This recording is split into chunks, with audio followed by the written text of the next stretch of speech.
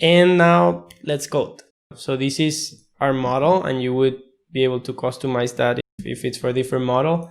And then the load data method here, this is what we're gonna take a look at. Let me know when you've done that. Okay, cool. For what we have here, just to see a bit in detail, so we have our new entry point template.py. You could customize that, as I said, like you could add layers to your model, you could change the parameters to train it, or how you're feeding the data, or the epochs numbers, or things like that. The epochs come from these hyperparameters, so it's the command line argument that we're passing then later into the model method here. And for the data, so there is this load data method that this is something I found a bit weird. So we have the args.train. So args.train is, so it's an argument that is passed on, and you can go ahead and open the notebook. So we're gonna run it in a bit. So in this, on the estimator.fit method, we pass a path or an object key to S3. And that is what S3 uses to load your data from. So just by passing the path, it doesn't matter if you download the files or not. S3 already knows or has access to that folder. Probably it mounts that folder into your script or something, and then it loads the data from there. So we're saying S3 neuron datasets fashion MNest. So if I believe I added that here or not, maybe not really. Okay. So fashion, let me see if I can just open that on S3. I just want to show you what we have there and why I did that, because that's one of the things that is nice about this, that you have your data in S3 and you just load it from your notebook. You don't have to download or do anything. So I put that in datasets, fashion MNest, and in this case I put an MPY file that is just a NumPy array saved that contains what we saw here before. So it contains these 60,000 images and 10,000 images that are 28 by 28. And if you load that, what happens is that we just load that as an array in, so a NumPy array. So from this file, a load pickle, this is a required argument to be able to load this because it's actually saved that way, and we just return the data. And what we do is that we do this structuring here. So that array is the normal data set that you will download. I think you can download it from Keras. And what we're destructuring here is we're getting the train data, the train labels, the eval data, and the eval labels. So that's testing data and train data. And those are the arguments that we were passing to our model training algorithm. So it's just to give you a hint on this, right? The two important parts here, apart from the hyperparameters that are coming from the notebook, you're loading the data using that base dir that is a path on S3. We're creating the path from S3 in that folder, joining the name of the file that we have on S3 with that data. And then we're just returning that data. And then later we're splitting into train and test data. We pass that data into the model method. And after defining our model and compiling it, with like Adam optimizer, categorical cross entropy, and the accuracy metric, then we feed it and evaluate it. We wouldn't need to evaluate it here. We just need to feed it to have a model that works. But for the purpose of this test or training, we're just leaving that there because it doesn't add a lot of more time. From logits true, I believe this works, and we're not getting into details on that, but because we have the softmax activation, we'll actually get return probabilities from this model instead of logits. We are actually getting logits, I think, but the softmax activation inside of the last layer will return probabilities. So we could use at the end like the argmax function to get the index of the highest probability. All right, any questions on this? We're training here, loading the data, training the classifier, so instantiating and training the classifier. So we have the classifier here. So after this line, after line 66, our classifier is trained. And if there is a host, we can just save that to the save model directory as Keras. We're going to change this here. So Keras format and save model format. Any questions here? No questions? Okay. All right. Yeah. So the question is for the parser, so the argument parser, what are the mandatory ones? I believe, so model dir is mandatory, but if you don't pass it, so it's optional at the end, because by default is the S3 path under the default bucket. That is something that S3 already allocates for your training job. So you can see this one here. Then the SM model dir, also, if you don't pass it, it will get auto-generated. That's inside of here. This is where we'll see our jobs. This is a test job we did, and here is where we'll see our job saved to. Then train, this is the data that we're training. So this is mandatory. We actually need the directory of where we're going to obtain data. Maybe if the data is downloaded from the internet, we could remove this argument.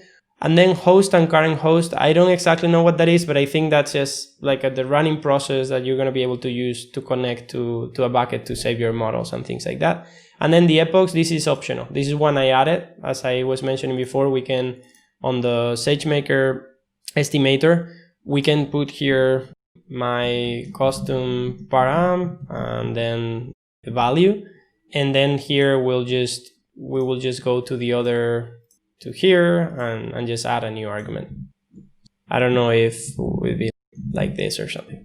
And we can change the type and things like that. So we can customize this. If you go, for example, to the YOLO train.py file, there's a bunch of hyperparameters. So we'll probably just be able to specify them in the hyperparameters dictionary. Here, we just have this notebook that is complete. So let's actually start by running a job. So if you want to customize here, for instance, change to your name and customize the experiment name first.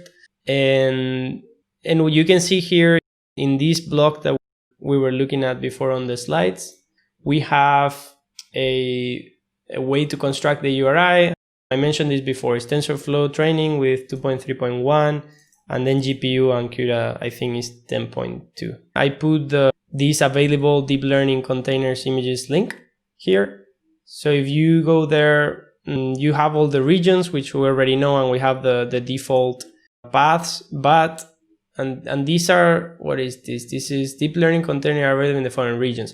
Yeah, and then if you go to general framework containers, you have the more updated or latest or current, let's say, Docker images. So here we have, for instance, TensorFlow 2.3 for training and for inference. They're different images, right? So you have the job type here is inference, whether here is training. And then the one with CPU doesn't specify CUDA, the one with GPU specifies CUDA. But if you go down, you can see 1.15, you can see MXNet, PyTorch, they're older versions here, Elastic Inference, and then prior versions. So you have TensorFlow 2.2, 1.6, TensorFlow 2.1.1. It seems like there is a big availability, and if you specify something and construct something that doesn't make sense, you will start the instance, and when the moment comes that EC2 is ready to pull the image, it will tell you, I'm failing because the Docker image either doesn't exist or you don't have access to it. You can also create a custom image. There are ways for that. You can create a custom Docker image and also use it for this, which is recommended when you have too many dependencies on the system that you actually require that. But what I'm trying to see is like how much or how far can we get with the built-in that we don't have to customize the Docker image for it. This is our Docker image. This would be our job name that if I rerun here, I've changed my experiment name, and I could update the instance type to maybe P3X large or something. I run again, you can run everything to define your role and region in SageMaker. And then here we have the job name. So silly thing, but as you can see, now it says none on you because I updated there. P3X large because I updated that as well. And one epoch. We don't want this to take too long. And later when we can create the estimator without training anything. All right. Mistakes here. All right. I changed this code last minute. So let's edit this as it was originally. I think it was this way. So from SageMaker.TensorFlow import TensorFlow. And then later here on the estimator, just remove the prefix and that should work. And we get a TensorFlow estimator. Let me know if that works. Don't run this part yet. Don't run this cell, the training yet. Oh, Maybe I did. Yeah, so everyone's ready. So let's do one thing. Let's clear all outputs. Let's go and clear all outputs in our cells. So we know that nothing has run. And now let's come here and click on run all cells. Don't do that if you haven't customized at least the experiment name. Otherwise, you won't know which job is yours. And okay, I've written the wrong instance type, and it just told me that, so that I need to choose one of these types because that one didn't exist. So I'm just gonna go and run everything again.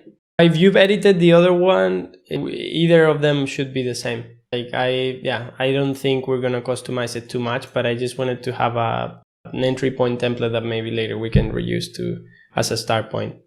So if we go to training jobs on the SageMaker console, we'll see who has fired training jobs so far. So I can see here Soham fired a job, Keith did as well, and I did as well. So there are 3 jobs in progress, and because of the naming convention, we can see it's P2x large, P3 to x large, P3 to x large. And in my notebook, I already attached to mine. So mine is preparing the instances for training. So nothing has finished yet, but this is what's cool. The gist of this thing is right now there are 5 jobs in progress. So this means that we could have set up 5 different models to train concurrently, or the same model to train with different hyperparameters. So we could have different epochs, we could have different, learning rate, or different data set path, or things like that. So you could fire many tests and say, okay, I have the model set up, I'm going to train with these 4 different data sets at the same time, and I'm going to go to sleep, right? When this fails, or when this finishes, it will be marked as failed or completed, and it will stop charging you. If you open one of these, the training time here was 160 seconds. So for a P2x large, that's, I don't even know if they list those here. Yeah, so that's 112 an hour. So if we do, for instance, 112 divided by this amount of seconds, this is like 5 cents. Whatever this was, 1 epoch or what, that was 5 cents to train on a GPU instance. Probably like a slow GPU instance, but really cheap. If you are 160 seconds, like 2 minutes and something, that time, right? Like when your notebook starts, it's almost impossible that you're going to fire a job to train and set it up and then run the cell and have the results and visualize it in 2 minutes and a half. What you should do instead, and I'm repeating this a lot of times, but that's the summary of the day, is you can use this instance that is cheaper, that is not going to cost you anything for those hour or 2 hours that you spend, but then you train with the more expensive ones and you just get the results. Let's see, I want to see if before we continue some of this has finished. All right, let's leave this training because it doesn't seem like it's moving. What I would like you to do right now is if you can open a different window with the same notebook, and let's try to rewrite some of the code. I know it's done because we have the code there already, but I would like you to rewrite a bit of the code with me in that way. So let's create a new notebook, and we don't really need to do all this thing here. We can copy what I will do. Let's actually do that. So what I'm going to do is just copy paste the SageMaker code and run that on a new instance.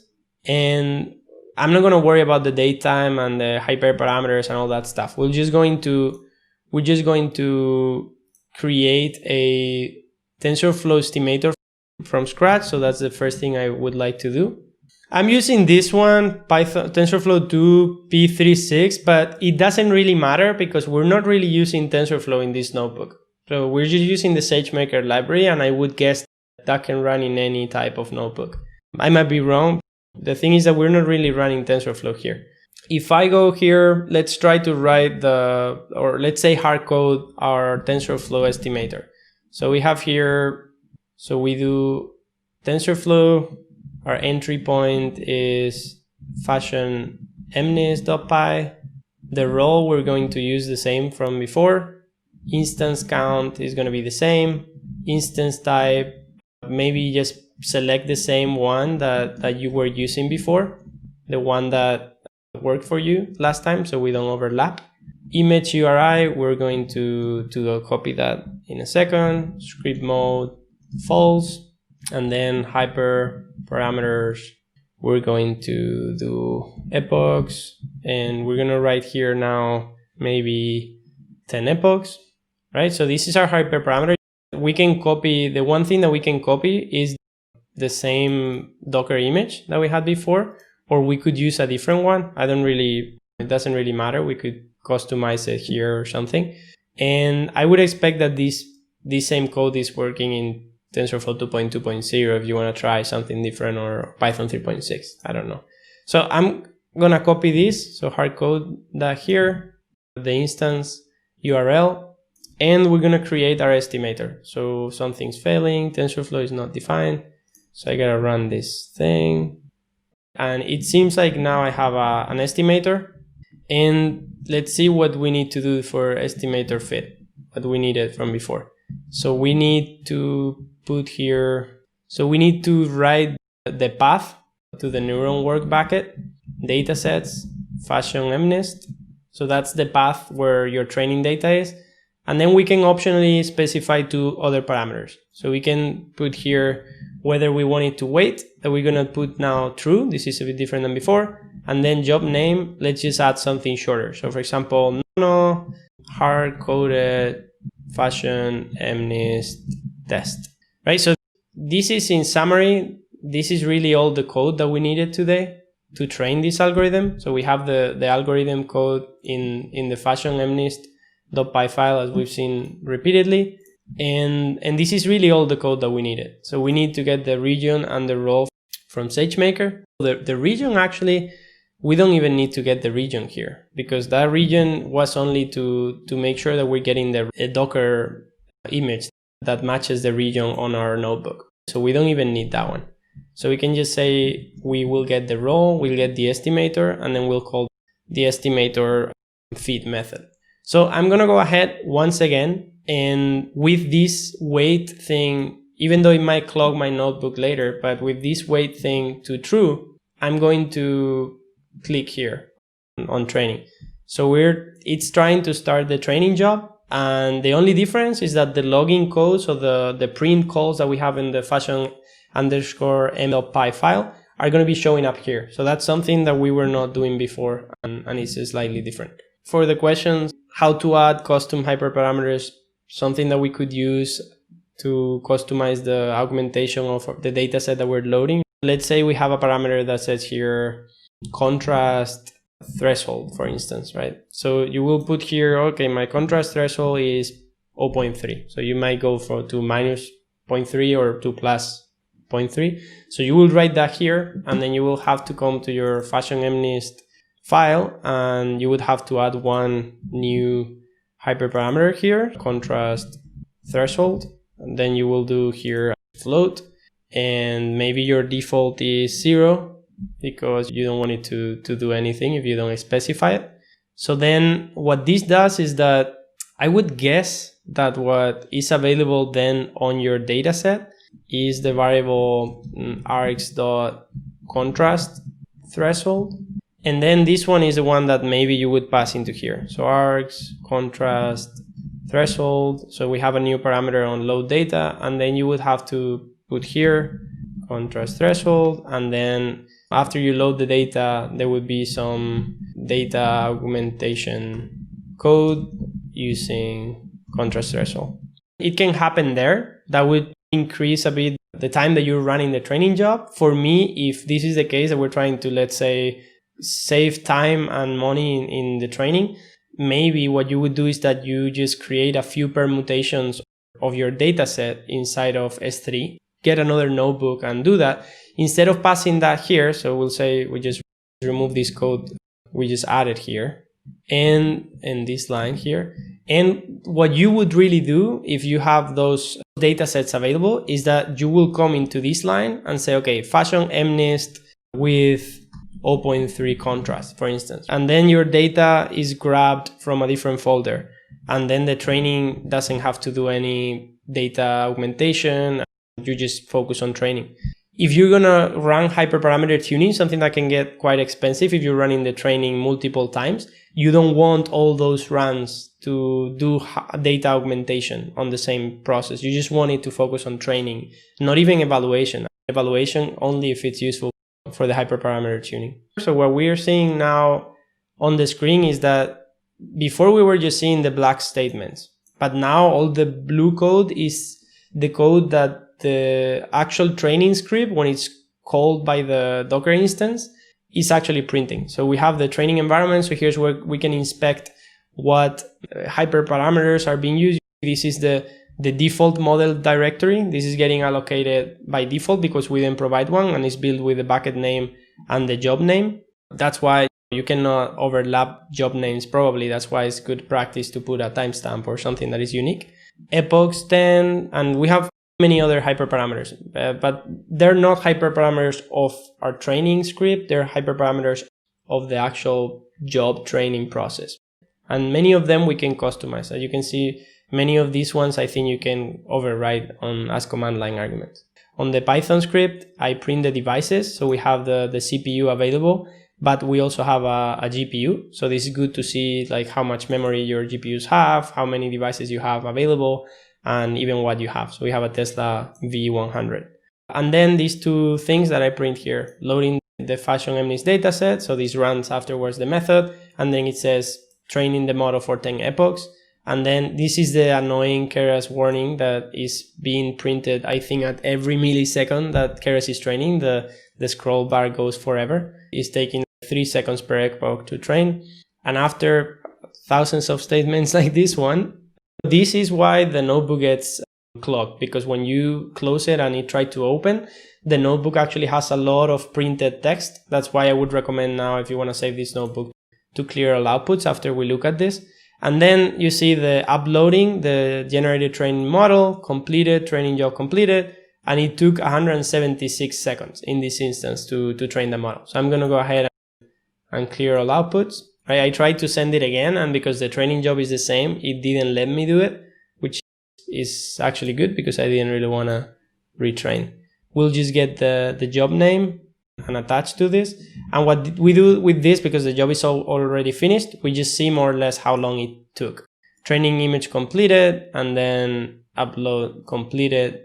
The thing that we can do now that we've seen this, and I hope that rewriting this code by hand at least gave you an understanding of the 3 key parts, or the 2 key parts here, is that if we now go to the training jobs once again and update, we can see that all the jobs that we've run have completed successfully, except for this last test from Keith. And on different instances, almost the same code has taken different times. What happens here that I saw the other day that's interesting is that even if you get a GPU instance that you say, okay, that has to be faster because it's GPU, but this M5 doesn't have a GPU, then it has to be slower. There is a factor here because we're not really training. The training takes 20 seconds or less for 10 epochs. What happens is that the velocity is more directly affected by the speed of the CPU on the instance. How fast can it start the machine and install the dependencies? But if we had an algorithm that takes 3 hours to train, then that startup time from 1 to 3 minutes doesn't really matter, right? It's more about the GPU power to train the algorithm. Even though this says here 8 minutes, let's go to the fastest one here. So this one is 4 minutes. We click here and we see that even though that said, 4 minutes there, so this is actually just like 2 minutes and a half. You can see that the instance, the Docker image you use. This is dangerous because if your machine gets clogged, we're letting the machine run for 24 hours if it doesn't fail before or stops. So this is something I want to learn how to set up to be shorter. And then we see other things like where the model is saved to and hyperparameters. I don't really know. Yeah, so here we see the hyperparameters. So Jan used 10 epochs and the model directory is here. So we can actually go and take a look at that. So now that we've done this round of understanding and a few jobs for training, the cool thing that would be really cool that I mentioned before is that you could create multiple cells. So you could copy, I don't know where my notebook went. you can copy this cell here and put here with different job names. You could put many cells and say, okay, every time I do this run, so I'm going to train with different data set versions, right?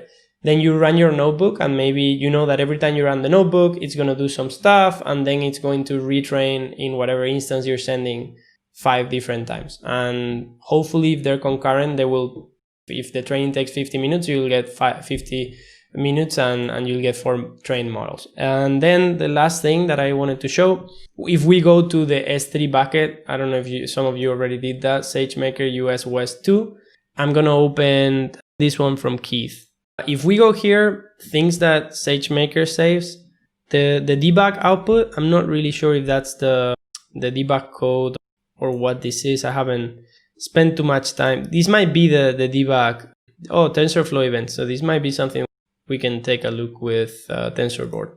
All right. And the part that I know what has is the source there. So this is just a zip file of the entry point. You can specify a folder with multiple files. This is what I wanted to go through today, and I hope that was useful. Thanks a lot for your attention.